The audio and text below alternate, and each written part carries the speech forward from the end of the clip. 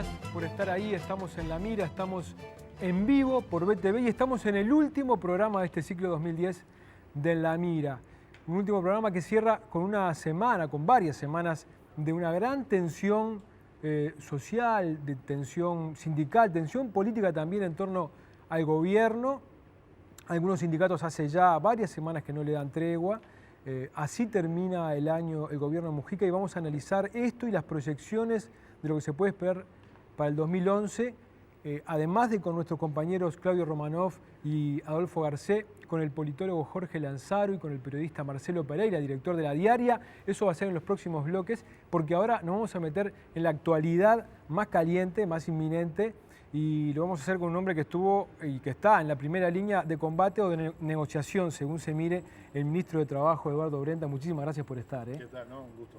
Doblemente gracias, porque en estos días, me imagino, vaya la redundancia, trabajo tendrá, sí, ¿no? Trabajo de sobra. De sobra.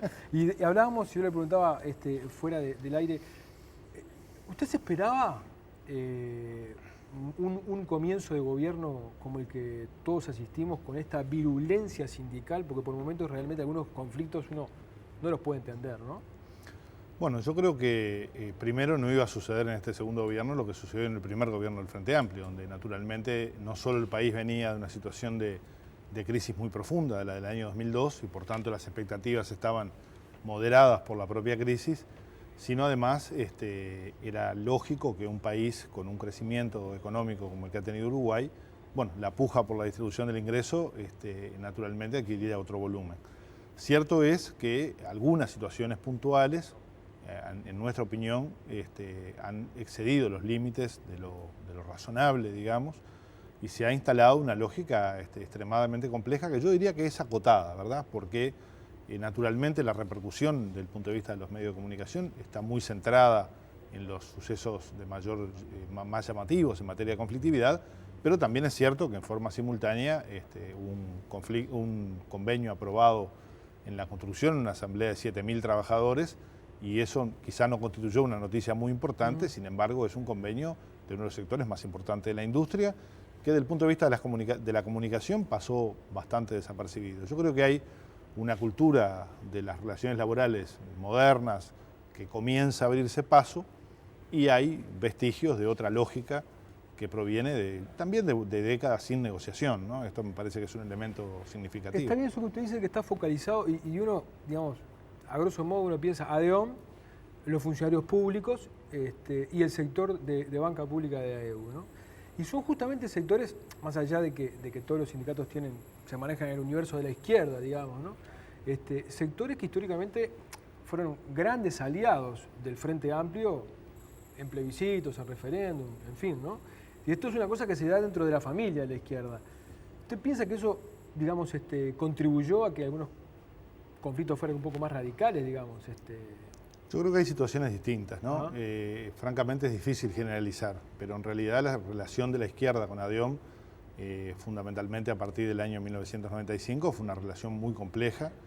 Ustedes recordarán que en el primer gobierno del doctor Tabaré Vázquez hubo una gestualidad muy importante de la izquierda hacia los trabajadores municipales, reduciendo la jornada laboral y demás, y generando un conjunto de beneficios. Yo creo que esto no fue evaluado correctamente, y luego de 1995 en adelante esta situación se fue tensando al punto tal que en el año 2002, cuando el conjunto de los trabajadores uruguayos advertían que era imprescindible de alguna manera asumir parte de la crisis porque no había forma de resolver, y de hecho muchísimos trabajadores perdieron salarios, condiciones de trabajo a costa de mantener los puestos de trabajo, ¿verdad? En el sistema financiero, claramente, en múltiples lugares, en los funcionarios municipales, mejor dicho, la conducción de de ADEOM, no solo enfrentó la resolución del convenio colectivo, sino que fue el único sector que no tuvo pérdida salarial en el medio de la crisis. O sea que yo diría que la relación entre ADEOM y la izquierda no ha sido en los últimos años una relación mucho menos de la familia, digamos, ¿no?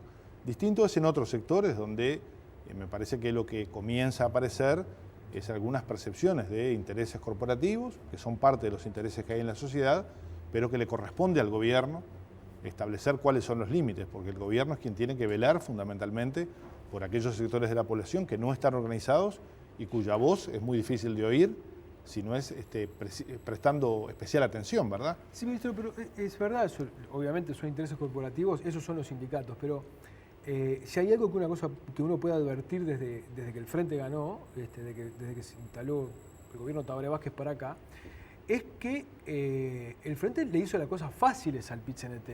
Como nunca los salarios crecieron, como nunca se creció la afiliación al PIT-CNT, se instalaron los consejos de salario, en fin, digamos, los sindicatos tuvieron un ambiente muchísimo más generoso, muchísimo más benévolo de lo que lo venían teniendo antes, ¿verdad?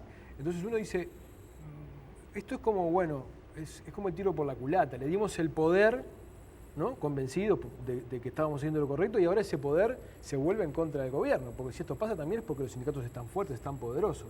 Bueno, primero nosotros dimos una serie de pasos, sobre todo en materia legislativa y demás, convencidos de que fortalecer los derechos de los trabajadores es fortalecer la democracia, y de esto estamos convencidos. Creemos que recuperar un conjunto de derechos que fueron perdidos durante muchas décadas, fundamentalmente cuando se entendió que el Estado debía retirarse, tener un rol mucho más pasivo, y por tanto se desestimuló la negociación colectiva, etcétera. Yo creo que en buena medida, buena parte de lo que sucede está vinculado a esto también. No hay que recordar, hoy se dice, por ejemplo, que en muchos sindicatos hay una conducción que carece de experiencia. Y yo creo que esto es cierto. Si efectivamente desde los 90 adelante hubiera habido negociación colectiva, probablemente estaríamos hoy en otro escenario. Entonces, hubo una gran carencia en este sentido. Nosotros creemos que el diálogo social, y no solo la negociación colectiva de los trabajadores, el diálogo social como estamos proponiendo para la seguridad social, con jubilados y demás, fortalece la democracia. Pero claro, cuando se pasa de muchísimos años sin ejercer este derecho, cuando se comienza a ejercer, en muchos casos se ejerce sin la experiencia adecuada y por tanto se recurre a la última medida como primer medida. Usted ¿verdad? advierte que hay una falta de madurez. Si digamos, hay conflictos que se pasa del reclamo a la ocupación. Bueno, el PIT-CNT tenía 150.000 afiliados aproximadamente, ¿no? En el año 2005 hoy debe tener 400.000. Es lógico, y uno lo visualiza, que en muchas conducciones sindicales hay naturalmente inexperiencia, como también hay en muchos casos inexperiencia del sector empleador. Uno advierte muchas veces dificultades en el diálogo de los empleadores por ausencia de diálogo. Entonces, hoy en el Instituto Nacional de Empleo y Formación Profesional, por ejemplo, está dando cursos en materia de legislación laboral a trabajadores y empresarios, justamente para fortalecer estas capacidades, porque si de algo estamos convencidos es que las soluciones provienen del diálogo, ¿no? No provienen ni de la confrontación permanente ni del ejercicio de ninguna medida autoritaria. El diálogo tiene límites, esencialidad con ADEOM, lo liquidaron. Usted acaba de anunciar, lo vi en algún diario, que el conflicto en AEU, si empieza a afectar el comercio exterior, le van a decretar esencialidad. Los anestesistas, que no tienen nada que ver con el tema de la conflictividad laboral, pero sí el gobierno va a estar discutiendo en el Parlamento ahora la emergencia sanitaria. Digamos, la gente puede esperar que de aquí en más vamos a ver un gobierno muchísimo más firme de lo que había estado hasta ahora en la relación con los conflictos. Bueno, el gobierno ha mostrado un talante de dialoguista en forma permanente, ¿verdad? El propio presidente de la República ha recibido en cantidad de oportunidades a la propia dirección del movimiento sindical y de otras tantas organizaciones de los jubilados de diverso tipo. Este ha sido el talante del gobierno. Ahora, este talante implica también la capacidad de ejercer la autoridad, ¿no? Que es algo muy diferente al autoritarismo, ¿verdad? El gobierno no ha tomado ninguna medida fuera de las normas que establece la ley y de los convenios internacionales que Uruguay tiene suscrito, que incluyen medidas tales como la esencialidad, y por tanto ha dicho, bueno, usamos la herramienta del diálogo en forma permanente, pero cuando se traspasan determinados límites que afectan al conjunto de la población, y particularmente aquellos que por el lugar que ocupan no tienen voz propia, digamos, no tienen representación en la sociedad y no pueden expresarse, bueno, esta es la responsabilidad del gobierno, ¿verdad? El gobierno tiene que velar y tiene un compromiso, esta fuerza política, de atender a los ciudadanos que viven en situación de pobreza e indigencia. ¿Quién habla por esos ciudadanos en la sociedad uruguaya? Esos ciudadanos normalmente no están sindicalizados, en general están en la informalidad y por tanto alguien tiene que representar esos intereses. Y esos son los intereses que debe representar, en nuestro juicio, el gobierno, y en ese sentido, cuando determinados límites se exceden, es imprescindible colocar ahí la barrera de forma tal de que la distribución del ingreso y de la riqueza no quede exclusivamente entre los sectores organizados de la sociedad. Nos corresponde a nosotros atender en el marco de la distribución presupuestal que los recursos de las políticas sociales no sean afectados a otro tipo de destinos porque si no, esos sectores de la población no recibirán los beneficios del crecimiento económico. Hemos propuesto una nueva política salarial que asocia crecimiento de la economía, productividad al salario, y hay sectores, vuelvo a la experiencia de los trabajadores de la construcción, que han aceptado estas reglas del juego como correctas y adecuadas y han encontrado escenarios que le han permitido mejorar sustancialmente las condiciones laborales, de seguridad, de formación, de salario, ¿verdad? Y esto se ha hecho sin ninguna clase de resignación de ninguna bandera, ni por parte de los empresarios ni por parte de los trabajadores. O sea que a partir de ahora se va a medir muy bien el límite del diálogo, hasta dónde se llega con el diálogo y hasta dónde se toman medidas firmes como las que ya hemos visto. Sí, yo creo que ambas cosas son complementarias, ¿verdad? Ajá. El diálogo es una herramienta de la cual nunca se debe prescindir, pero no se debe confundir, quizá alguien haya confundido, diálogo con debilidad, ni autoridad con autoritarismo. Está bien. Nosotros ejercemos diálogo con firmeza, sin recurrir a medidas autoritarias. Ministro, se está hablando de que es un régimen que rige en la bebida y en los metalúrgicos que están pidiendo 6 horas, el PIT-CNT podría llegar a generalizar esa propuesta de la jornada laboral de 6 horas. ¿Usted lo cree viable? Yo creo que en este escenario, salvo en aquellas situaciones donde se pueda combinar, y en esto hay algunos antecedentes interesantes, ¿no? Me parece que en términos generales el Uruguay hoy, por su realidad, hasta de la composición de la fuerza laboral, es muy difícil instrumentar esto, salvo en aquellos sectores de la producción. De hecho, hay algunas experiencias hoy en la industria del plástico, donde la producción continua, ¿verdad?, dada la maquinaria y la tecnología que se utiliza, puede permitir el desarrollo de jornadas laborales de 6 horas, siempre y cuando se logren establecer la reducción de la jornada con un incremento de la productividad. Yo creo que esto es un elemento sobre los cuales los empresarios están trabajando también, y creo que es otro dato también significativo del diálogo, de qué entendemos por diálogo. En el marco del gabinete productivo se han instalado consejos sectoriales para discutir la realidad de la industria. Y aquí participan los trabajadores metalúrgicos, de la industria láctea, de un conjunto de sectores, porque buena parte también de la administración de la demanda de los trabajadores pasa por comprender cómo funciona la actividad productiva y cuáles son los límites que los empresarios también tienen, ¿verdad? Entonces, cuando decimos que el gobierno tiene una actitud de promover la participación implica compromiso.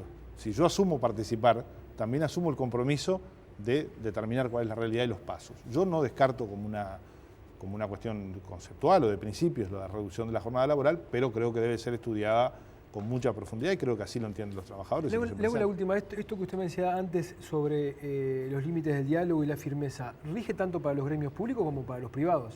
Sí, totalmente, totalmente. Digo porque los empresarios están diciendo, bueno, el gobierno es severo con algunos gremios, pero más tolerante con otros. El gobierno ha sido, yo creo que ha manejado me parece a mí, por lo menos con responsabilidad esto. De hecho, se han recurrido en muchos casos a la utilización de la fuerza pública para impedir piquetes, por ejemplo. El presidente ha sido contundente, que no se van a admitir cortes de ruta ni acciones que limiten la libre circulación de los ciudadanos, y así se ha actuado. Pero se ha actuado con una actitud de disuadir y no de reprimir, ¿no? Y esto me parece que es un elemento importante, y en muchas ocasiones, y vale la pena decirlo, hemos contado con el apoyo de los propios trabajadores para diluir situaciones que podrían haber sido complicadas. Ahora, no es lo mismo, y creo que esto es claro, igualar la actividad pública con la actividad privada.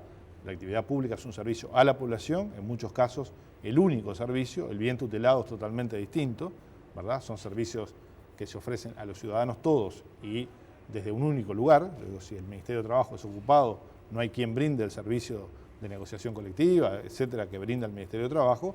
No es lo mismo la actividad privada, donde normalmente hay una cierta puja de intereses. Yo creo que son situaciones distintas, pero hay herramientas legales en los dos sectores. El asunto es utilizarlas adecuadamente. Ministro, le quedo muy agradecido. No, con mucho gusto.